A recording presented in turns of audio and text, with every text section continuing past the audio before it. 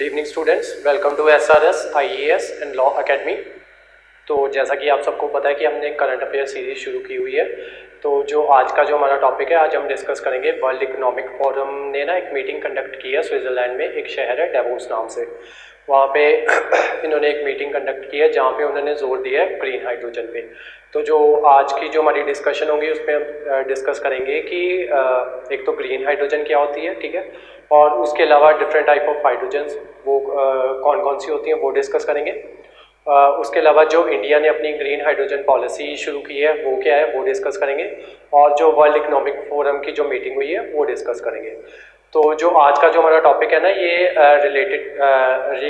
Relate करता है national और इंटरनेशनल इम्पोर्टेंस से, और उसके अलावा जो आपका सिलेबस होता है ना, जिसमें जहाँ पे मेंशन किया होता है कि इन्वायरमेंटल इश्यूज, ठीक है, तो ये उससे रिलेट करेगा। तो चलिए आज का टॉपिक हम शुरू करते हैं।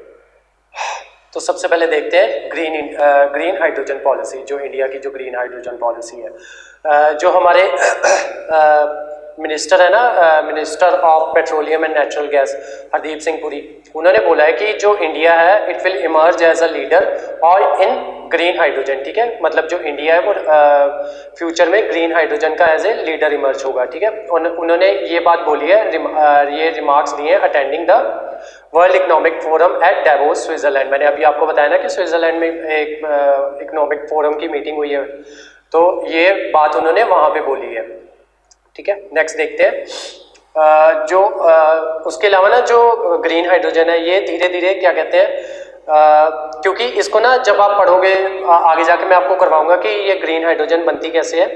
तो जब आप देखोगे ना कि उसमें ना जो इसका जो फुटप्रिंट आता है, उसमें जो कार्बन फुटप्रिंट होता है ना वो बहुत कम होता है, जिस वजह से क्योंकि हमें अपने जो गोल्स है ना क्लाइमेट चेंज, इनको फुलफिल करना है। और उसके अलावा आप सब देख रहे हो कि क्लाइमेट चेंज बहुत ज़्यादा हो रहा है, जिस वजह से ग्रीन हाउस इफेक्ट बहुत ज़्यादा हो रहा है, जिस वजह से जो टेम्परेचर है वो इंक्रीज करता जा रहा है।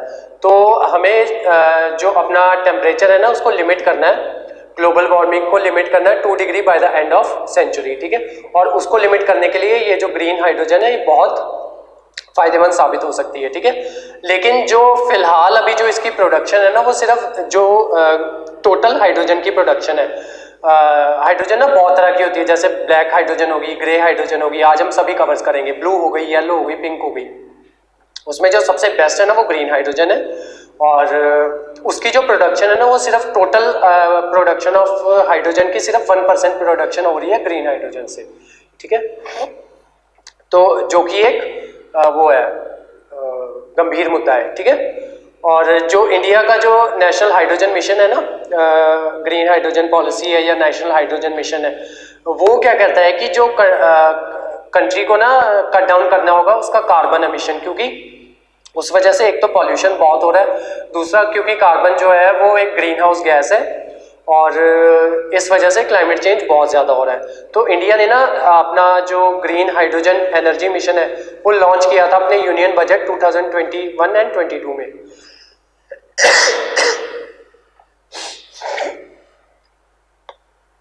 यहाँ पे ना इंपॉर्टेंट क्वेश्चन ये बन जाता है कि जो इंडिया ने जो अपना नेशनल हाइड्रोजन एनर्जी मिशन है वो कब लॉन्च किया था, ठीक है। तो इसको नोट डाउन कर लेना कि जो इन्होंने मिशन जो लॉन्च किया था वो नेशनल बजट ऑफ 2021 एंड 22, ठीक है, जो कि एम करता है to meet the India climate targets in the time bound manner, ठीक है। और जो इसमें कोर फोकस एरिया होगा वो होगा पायलट प्रोजेक्ट्स, मतलब पायलट प्रोजेक्ट्स लॉन्च किए जाएंगे। पायलट प्रोजेक्ट्स होते हैं कि वो प्रोजेक्ट्स जो बिल्कुल शुरुआत से लॉन्च किए जाएं, ठीक है। उसके अलावा इंफ्रास्ट्रक्चर एंड सप्लाई चेन और रिसर्च एंड डेवलपमेंट पे ध्यान दिया जाएगा, रेगुलेशन एंड पब्लिक आउटरीच, ठीक है, पब्लिक को इसके बारे में जागरूक किया जाएगा।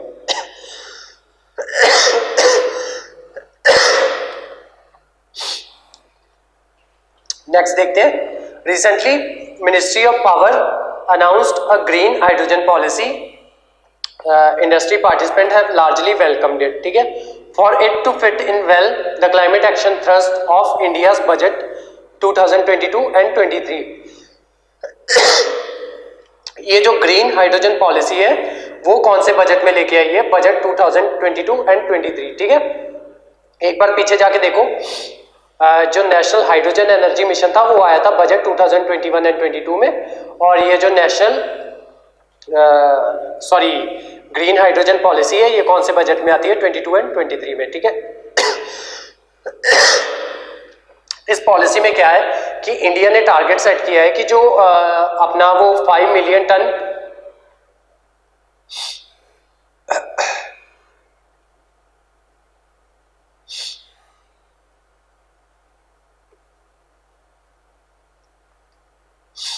इसमें इंडिया ने अपना टारगेट सेट किया है कि वो जो 5 मिलियन टन पर एनम है वो ग्रीन हाउस प्रोडक्शन करेगी बाय 2030, जो कि होगा 80% of current hydrogen demand in country. मतलब जितनी अभी करंट में डिमांड है ना इंडिया में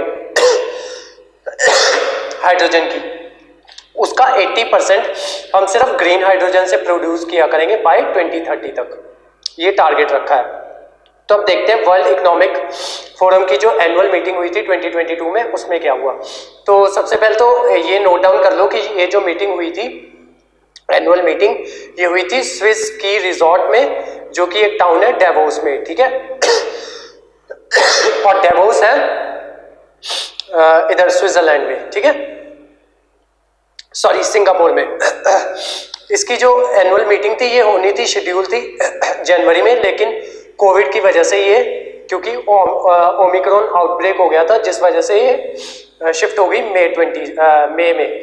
तो मई 22 एंड 26 के बीच में ये मीटिंग होती है, ठीक है।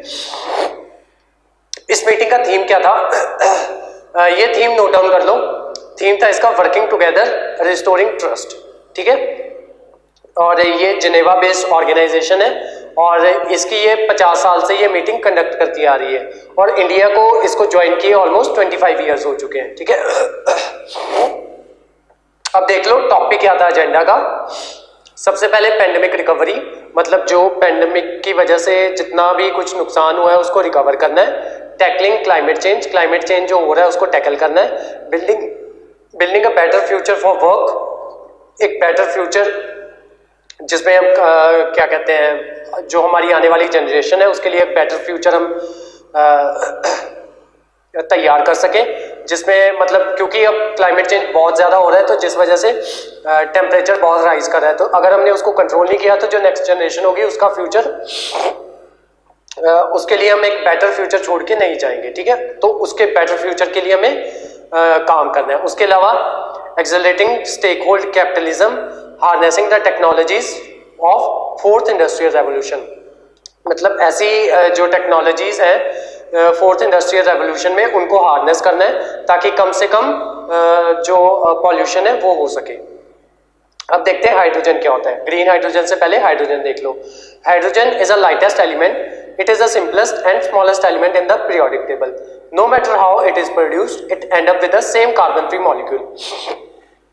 देखो अब जब हाइड्रोजन की टाइप्स करोगे ना तो वहां पे मैं बताऊंगा कि ये किस तरीके से प्रोड्यूस होता है। कुछ तरीके होते हैं कि जिसमें कार्बन की हेल्प से ही प्रोड्यूस होता है और कुछ में बिना कार्बन की हेल्प से। लेकिन प्रोड्यूस, ये लाइन यहाँ पे ये कह रही है कि प्रोड्यूस चाहे जैसी भी हो, लेकिन जब इसको हम यूज करते हैं ना तो ये कार्बन फ्री मॉलिक्यूल्स बनाता है। मतलब कार्बन को ना सबसे पॉल्यूटिंग एजेंट माना जाता है, तो अगर ये बिना कार्बन के बर्न हो रहा है, ठीक है, तो ये एक बेहतर ऑल्टरनेटिव हो सकता है, ठीक है।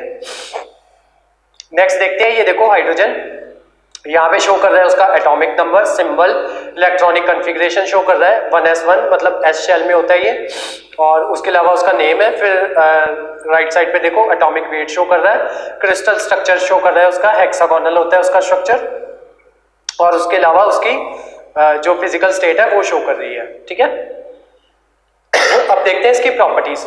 तो प्रॉपर्टीज में ये कलरलेस, ऑर्डरलेस, टेस्टलेस और नॉन टॉक्सिक और हाईली कंबस्टेबल होता है। और hydrogen is most abundant chemical substance, मतलब ये इतना अबंडेंट है कि जो हमारा एटमॉस्फेयर है उसमें ऑलमोस्ट 75% इसका ये हाइड्रोजन कॉन्स्टिट्यूट करता है, ठीक है। और ये बर्न करता है जीरो एमिशन फ्यूल, और ये बर्न होता है विद ऑक्सीजन, ठीक है। और ये जीरो एमिशन वो करता है, जब भी बर्न होता है तो इससे एमिशन जीरो होता है। अब आते हैं जो मोस्ट इंपॉर्टेंट टॉपिक है आज का, टाइप्स ऑफ हाइड्रोजन। सबसे पहले आती है ग्रे हाइड्रोजन। ये सबसे ज़्यादा यूज होने वाली हाइड्रोजन है। तो देखते हैं ये प्रोड्यूस कैसे होती है। तो ये प्रोड्यूस होती है नेचुरल गैस से, जिसमें आती है मीथेन। मीथेन को ना स्टीम कर दिया जाता है with the help of reformation technique, ठीक है। और लेकिन जो इसमें ये जो होता है, जो हमारी कार्बन रिलीज होती है ना, उसको कैप्चर नहीं किया जाता, ठीक है। तो जब अगर तो मीथेन को स्टीम के थ्रू प्रोड्यूस किया जाए, सॉरी हाइड्रोजन को स्टीम के थ्रू प्रोड्यूस किया जाए तो उसको कहेंगे ग्रे हाइड्रोजन। नेक्स्ट देखते हैं black hydrogen. It is produced using black coal, ठीक है। और अगर ब्लैक कोल से प्रोड्यूस होगी तो ये पॉल्यूशन भी करेगी, ठीक है। इसमें मेनली ये जो डिफरेंशिएट होती हैं, इनके प्रोडक्शन के तरीके से डिफरेंशिएट होती हैं। जैसे ग्रे जो हाइड्रोजन थी वो कैसे प्रोड्यूस हो रही थी, मीथेन को स्टीम करके। जो ब्लैक हाइड्रोजन है वो ब्लैक कोल की हेल्प से प्रोड्यूस हो रही थी। अब आते हैं ये ब्लू हाइड्रोजन पे। ये भी प्रोड्यूस की जाती है मीथेन से ही। मीथेन को स्टीम किया जाता है, लेकिन जो इसमें कार्बन जो प्रोड्यूस होता है ना, उसकी कार्बन सीक्वेस्ट्रेशन कर लिया जाता है। कार्बन सीक्वेस्ट्रेशन का मतलब ये होता है कि जो कार्बन होती है ना, उसको कहीं पे ले जाके किसी तरीके से उसको डंप कर दिया जाता है ताकि वो ना हो, एटमॉस्फेयर में ना फैले। इसमें बहुत से तरीके आते हैं जब हम कार्बन सीक्वेस्ट्रेशन करवाते हैं ना उसमें एनवायरमेंटल स्टडीज में, तो ये वहाँ पे डिस्कस किया जाता है। ये वैसे स्टैटिक पार्ट है ये। तो अगर कार्बन को सीक्वेस्ट्रेट कर लिया जाए या कार्बन को कैप्चर या किसी अलग जगह पे जाके स्टोर कर लिया जाए तो उसको कहा जाएगा ब्लू कार्बन, ठीक है। अब आते हैं pink carbon. Pink carbon produce होती है using with the help of nuclear energy, ठीक है। तो अगर न्यूक्लियर एनर्जी की हेल्प से हाइड्रोजन को प्रोड्यूस किया जाए तो उसको कहेंगे पिंक हाइड्रोजन। फिर आती है येलो हाइड्रोजन। इसको प्रोड्यूस किया जाता है सोलर पावर की हेल्प से, ठीक है, in by the process of electrolysis. ये जो न्यूक्लियर एनर्जी पिंक हाइड्रोजन थी, इसमें भी इलेक्ट्रोलाइसिस प्रोसेस ही यूज होगा। वो मैं आगे जाके आपको बताऊंगा कि इलेक्ट्रोलाइसिस प्रोसेस होता क्या है। इसमें करते कुछ नहीं है, जो हमारी हाइड्रोजन होती है ना, उसको वाटर में से सेपरेट करते हैं, तो with the help of electrolysis, ठीक है। अब इलेक्ट्रोलाइसिस में जो एनर्जी प्रोड्यूस होगी वही डिफाइन करेगी कि जो हाइड्रोजन है वो कौन सी है, ठीक है।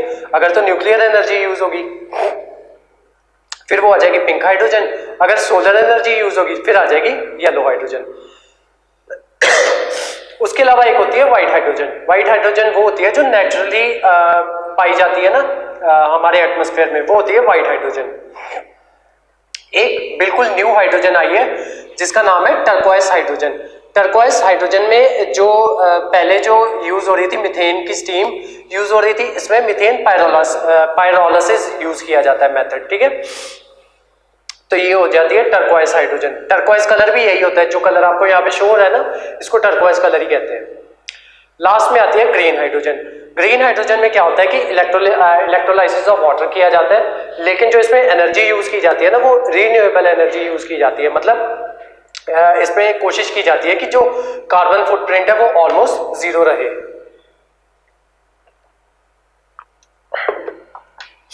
तो इसमें जो रीन्यूएबल एनर्जी होती है, जैसे सोलर एनर्जी होगी या विंड एनर्जी होगी, उसकी मदद से इलेक्ट्रोलाइसिस करवाया जाता है। तो नेक्स्ट स्लाइड में हम देखेंगे इलेक्ट्रोलाइसिस होता क्या है, ठीक है। तो इसके जो बाई प्रोडक्ट्स निकलते हैं वो तो या तो वाटर होता है या वाटर वेपर होता है, मतलब इसमें कार्बन प्रोडक्शन बिल्कुल जीरो है। तो अब देख लो ग्रीन हाइड्रोजन प्रोड्यूस कैसे होती है और ये इलेक्ट्रोलाइसिस प्रोसेस क्या होता है। तो सबसे पहले जहां पे आप नंबर 1 देख रहे हो, हाँ ये देखो, ये आपका सोलर पैनल और ये विंड मिल शो कर रहा है। तो यहाँ से ना रीन्यूएबल एनर्जी क्रिएट की जाती है, ठीक है, मतलब इलेक्ट्रिसिटी क्रिएट की जाती है with the help of renewable energy sources, ठीक है। और